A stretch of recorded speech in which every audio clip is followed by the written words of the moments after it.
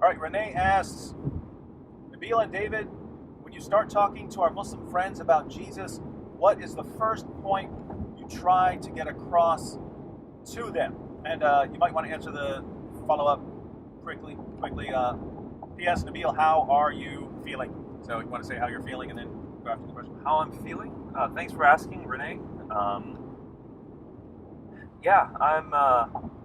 very thankful that the chemotherapy has been going well. The first round was really bad, but every round since has been pretty good. Stomach's kind of bothering me, but trust in the Lord for healing. Regarding talking to Muslims about Jesus, what's the first point I bring up? I mean, if the conversation's already about Jesus, what I would bring up is that I'm not saying Jesus is another God. I don't believe that there are multiple gods. I believe that there is one God. That's the very first point I try to establish with Muslims, is the belief of monotheism. Muslims just don't get how Christianity could be monotheistic. And so I point out that you have one God who's entered into the world many times. What does that mean?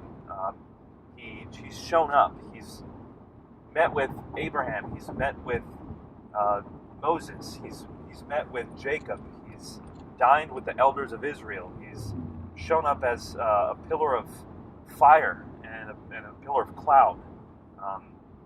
He leads Israel through the desert like that. He walked in the garden with Adam and Eve. So God shows up a lot in the Bible, and then he promises to enter into the world in Isaiah chapter 7 and chapter 9.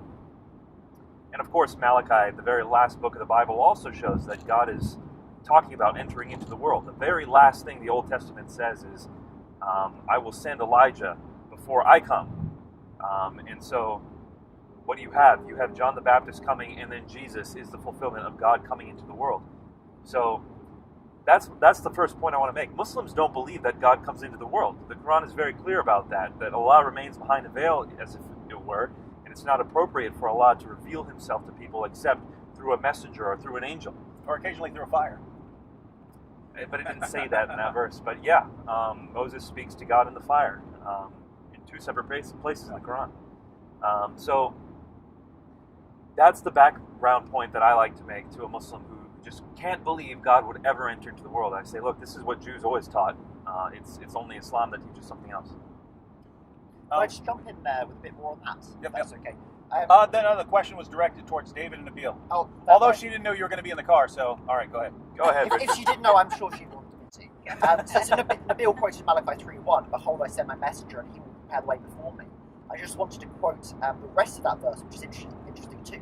"And the Lord whom you seek will suddenly come to his temple, and the messenger of the covenant in whom you delight, behold, he is coming, says the Lord of hosts." So I think there is this idea, again in Malachi, that the Lord himself is going to come down. And just to add a little bit more about the concept of God's interaction with the world in the Old Testament, to show that this isn't just a Christian innovation. So us guys here, we've actually been at the ETS, the Evangelical Theological Seminary, and they were talking about a Jewish scholar earlier on, Benjamin Summer. I gather that in his book, The Bodies of God, he actually talks about kind of fluidity within the divine personhood, and he actually believes that Trinitarian theology is quite consistent with the Hebrew Scriptures, the Old Testament. That's all I wanted to say. Well, and he's not the first to say that. Sure, That there are Orthodox Jews who argue. What's his name? This is Benjamin Summer. No, the guy that I'm talking about. I'm not sure, because I sent you the link a while ago to find. I can't remember the guy's name I'm talking about. There's one named Alan Siegel, who's a Jew, who said Jews at the time of Jesus often believed that God had multiple persons. And then you have other Jews who argue the same thing. By the way, that reference to Malachi 3:1 is exactly what Mark starts his gospel with. A reference to Malachi 3:1 mixed with Isaiah chapter 40, verse 3. When he says John the Baptist prepared the way for Jesus, he refers to two verses where God himself was going to enter into the world. So that's how I begin, the same way Mark begins. Yeah,